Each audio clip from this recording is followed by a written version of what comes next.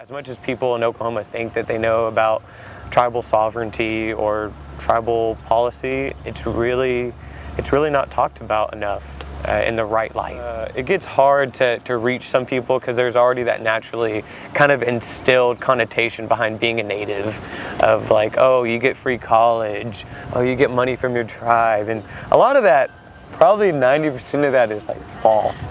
Federal Indian policy to forcibly assimilate the Native American way of life.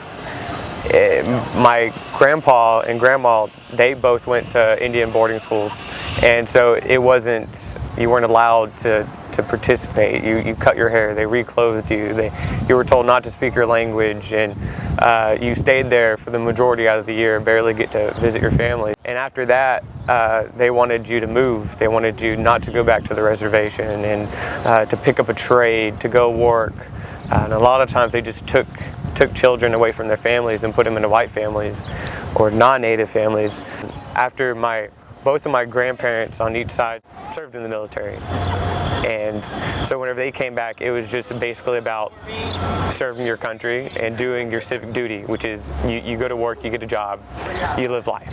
So my parents came from that same type of personality, same type of mentality, where it was, if you want to survive, you got to work, you got to get an education. It was just very simple. And I think the world is no longer that simple. Are you sacrificing your culture to become successful?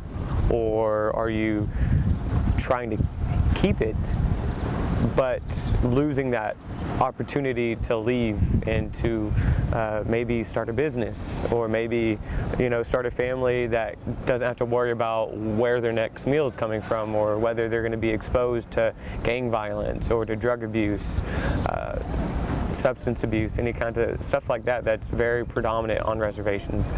I think that definitely we're starting a new path.